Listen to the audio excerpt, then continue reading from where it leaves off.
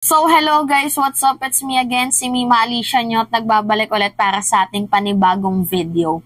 So, ngayon nga po guys, pag-usapan natin, yung naging komento, naging pahayag at naging statement ni retired Supreme Court Justice Antonio Carpio dito kay former President Rodrigo Roa Duterte. So sabi nga po guys ni Antonio Carpio, naniniwala daw po siya na ibinigay na po, isinuko na ba ni former President Rodrigo Roa Duterte sa China dahil nga po sa nangyaring secret deal itong teritoryo natin, which is yung parte ng Ayungin Shoal. So naniniwala siya na ibinigay na daw to, isinuko na ni former President Duterte. Sabi nga dito sa balita guys, Carpio, Duterte gave up Philippine right over Ayungin in agreement with China.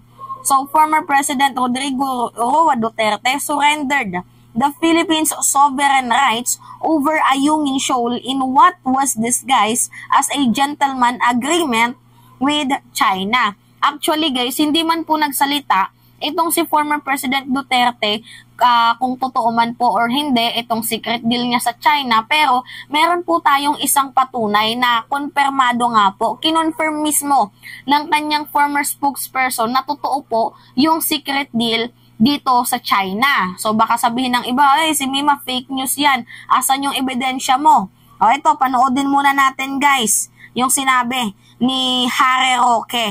Confirmation to guys na totoo ang secret deal ni Digong dito sa China. Panoodin nyo guys At ano naman po kinalaman ng martial law doon sa sinabi ni PBBM na baka i-annex ng China ang ating teritoryo?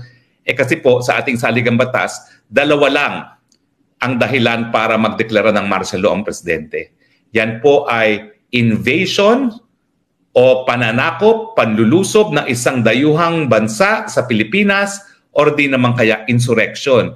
So hanggang hindi tayo magpapadala ng repair materials sa Sierra Madre, hindi nila pipigilan.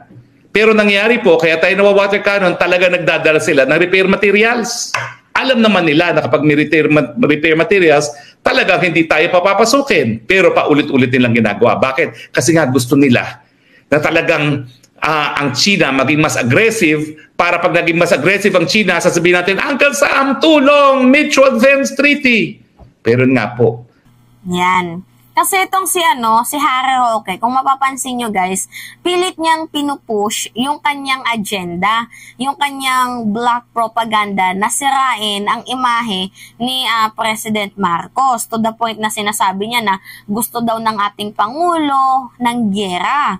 Kaya nga daw po guys, tinitriggered out daw po natin ang China sa pamamagitan ng pagdala ng mga materyales doon sa Ayungin. So doon pa lang po guys sa punto na yon, inamin na, pinatunayan na ni Harry Roque na totoo po yung secret deal dito sa China na hindi po tayo magdadala ng mga large scale building materials to reinforce our BRP Sierra Madre na rusty na kinakalawang na at hindi tayo magtatayo ng mga structural base doon. Kasi yan po yung commitment ni former President Duterte dito sa China na kahit hindi man po nagsalita ang ating Pangulo, si Roque naman po ang nagpatunay na totoo ang secret deal. Kasi guys, ganito kasi yung yung ginagawa ni Harry Roque. Talagang sobrang addict niya na sirain itong si President Marcos.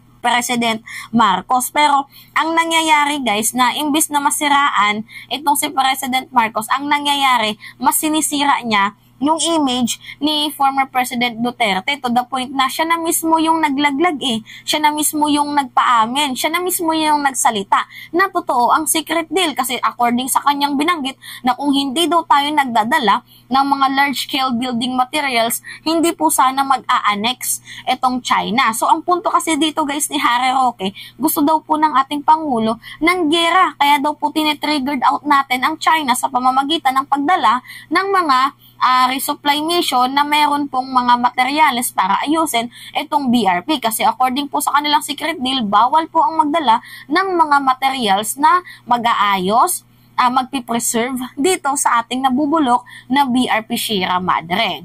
So yan po guys yung patunay natin na totoo po itong tinatawag na gentleman agreement dito sa China, na sinabi din mismo ni Carpio na parang naibenta na nga tayo, naibigay na tayo, naisuko na tayo dito sa China dahil nga sa gentleman agreement ni Digong dito sa China.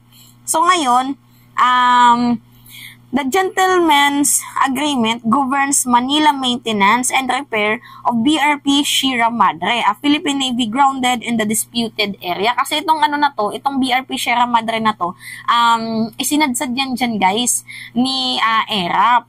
Kasi hindi naman siya yung panahon nila medyo parang palyado na.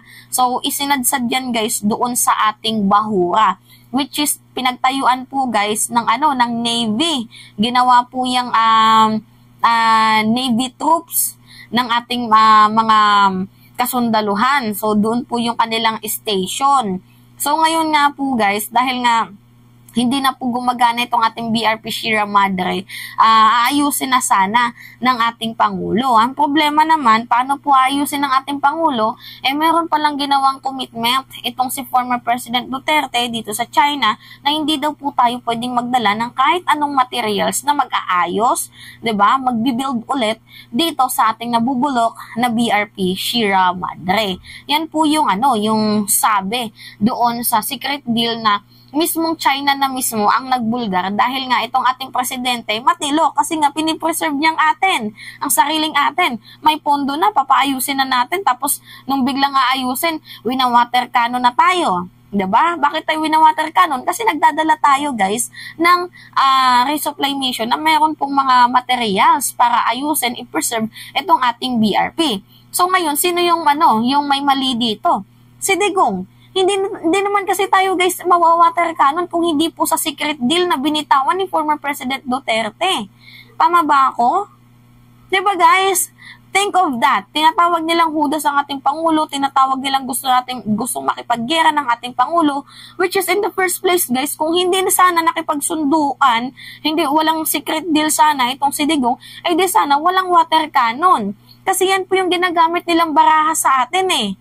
'Di ba? Na meron kayong agreement, meron kayong kasunduan. Bakit hindi kayo sumusunod? Yan po yung ginagamit nilang baraha sa atin. Which is kung wala po sanang sinumpaang commitment itong si Digong, hindi po sana mangyayari yung pagwa-water cannon, dangerous maneuvers, 'di ba? Helicopter na pagbubuli nila, hindi po sana mangyayari yun kung hindi sana si Digong nakipagkasundo. Diba guys, yung kasalanan ng patron nila, sinisisi nila kay President Marcos, talaga nga namang may mga ubo ang mga utak nito. So ngayon, sabi dito, according to Duterte status quo agreement, the Philippine vessels may only deliver water and food to Sierra Madre but not construction material for its repair. So yan nga lang po, actually hindi lang yan po guys yung napagkasunduan. Dapat isang barko lang din daw po ang magre-resupply. Ang problema, madaming nagre-resupply, gusto lahat ng China tingnan yung mga barko para masigurado kung meron nga ba silang dala na tawag dito, kung meron ba silang dala na mga materials para ayusin, i-construct itong ating BRP. Pero tayo syempre pinaglalaban natin yan within our exclusive economic zone, 'di ba? Pinaglalaban natin yan. So ayusin yan, 'di ba? Pumapasok tayo. Ang problema, hindi tayo pinapasok kasi nga dahil po sa kanilang nanggagalaiting galit dahil nga po sa agreement na binitawan ni Digong. So sabi pa dito, Carpio said the agreement favoring China violated the July 12, 2016 Arbitral Tribunal's ruling recognizing Ayungin Shoal as part of the Philippine Exclusive Economic Zone. So yan nga din po guys yung paghahamon ni Teodoro na kung totoo sa inyo yan, didalhin natin dito sa Arbitral Tribunal nang mapatunayan kung sa inyo ba yan yung pinaglalaban ninyo.